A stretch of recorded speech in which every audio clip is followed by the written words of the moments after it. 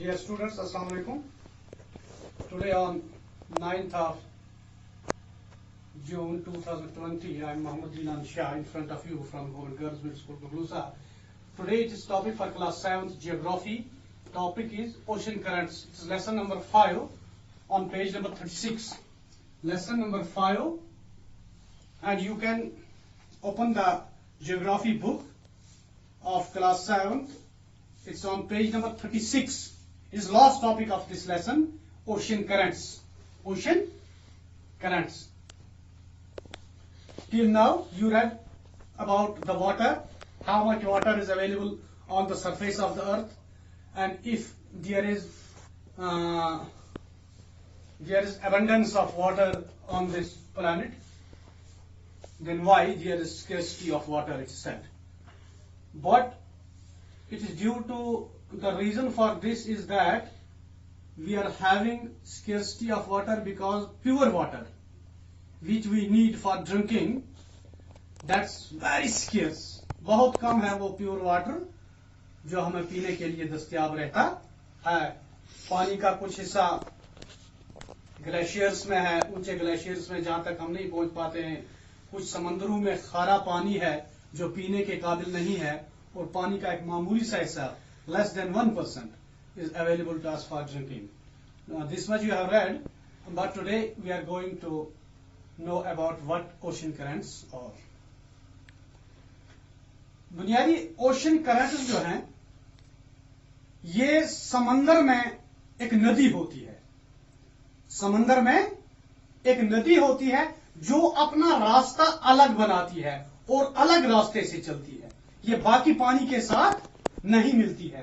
जैसे समंदर है, इस समंदर में एक नदी चलती है.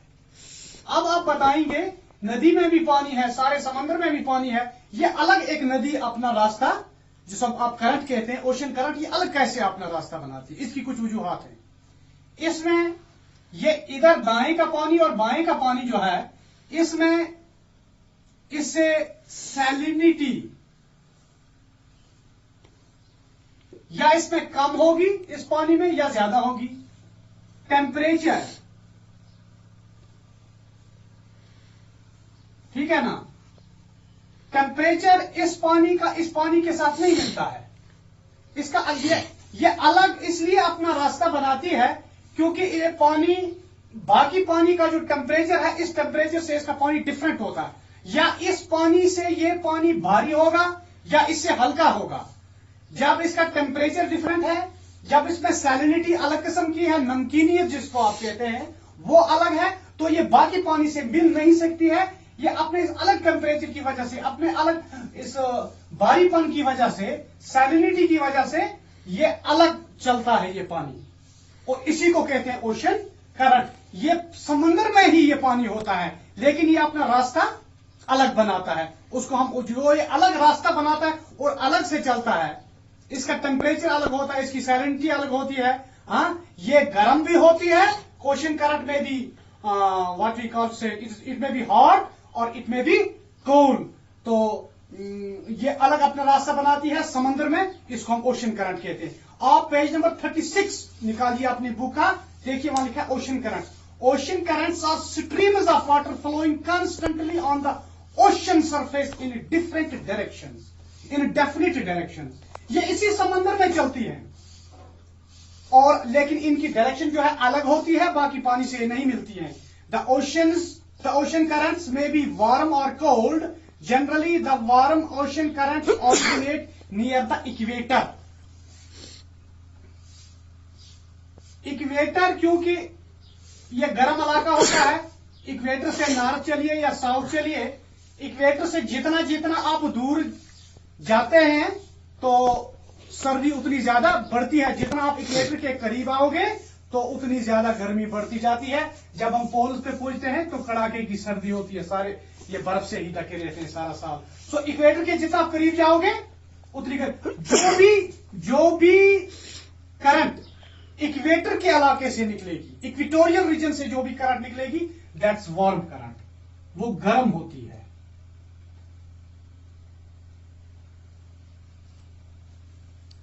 जो इक्वेटर से करंट निकलेगी वो वार्म करंट होगी। आप देखिए वार्म करंट्स के नाम भी लिखे हुए हैं आपकी किताब पर। Generally the warm ocean currents originate near the equator and move towards the poles. Equator से निकलकर इक्वेटोरियल रीजन से निकलकर ये कहां पे जाती है? ये जाती है पोल्स की तरफ। They are warm currents. The cold currents carry water from polar और हायर ऑल्टीट्यूड्स टू ट्रॉपिकल और लोअर लैटिट्यूड्स। जो हायर एरियाज से आएंगी पोल से, ये होंगी जो यहां से यहां जाए, दे में बी वार्म करंट्स। और जो यहां से निकलेंगे, यहां से पोल से, चाहे नॉर्थ पोल से या साउथ पोल से, ऐसे दीज करंट्स आर नहीं सॉरी जो यहां से जाएंगी, जो यहां से जाएंगी पोल से, ये होंगी जो पोल से जाएंगी इक्वेटोरियल रीजन की तरफ, दे आर कोल्ड करंट्स। जो इक्वेटर से जाएंगी पोल्स की तरफ, दे आर वार्म करंट्स। जो करंट्स इक्वेटोरियल रीजन से निकलेंगे, दे आर वार्म करंट्स। जो पोल से निकलेंगे या हायर ऑल्टीट्यूड से आएंगी जो currents, they are known as cold currents. The cold currents carry water from the polar or higher altitudes to tropical or lower latitudes. The Labrador ocean current is the cold current. One cold current अक्सर exam में आता है. Name the cold current. One cold current is Labrador.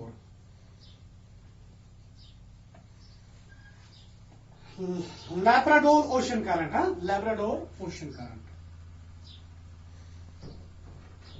और गर्म कौन सी है?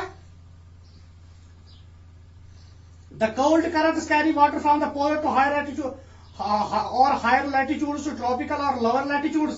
The Labrador ocean current is the cold current. Gulf Stream is the warm current. Warm current कौन है? इसका नाम है गल्फ स्ट्रीम। सो जो ये वार्म करंट है, जो करंट इक्वेटर से निकलती है, गर्म करंट होती है, that is gulf stream current, warm current. तो जो पोल से निकलेगी, that is Labrador ocean current. The ocean currents influence the temperature conditions of the area. Warm currents bring about warm temperature over land surface. इसके आसपास के जो इलाके होते हैं वार्म करंट के, वो गर्म रहते हैं इसकी वजह से। The ocean, the areas where the warm and cold currents meet provide the best fishing water grounds of the world. तो यहां पर क्या है?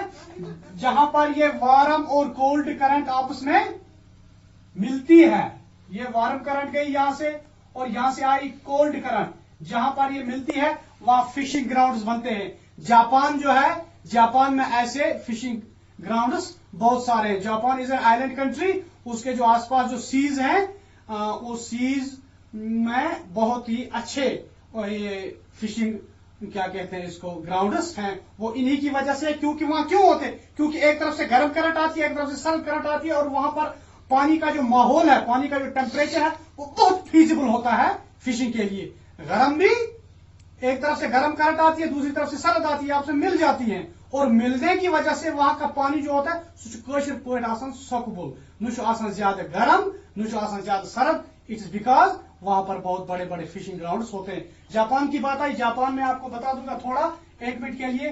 Japan is an island country. It depends upon 4 islands. याद रखना, कभी कभी एग्जाम में आता है ये सवाल। होक्काइडो, जापान के 4 island. Japan is an island country, depends 4 big islands. The name of the Japanese islands are first Hokkaido, second Honshu, third Shokeko, and fourth Kyushu. 4 parts of Japan you can say, call it Hokkaido, Honshu, Shokeko, and Kyushu.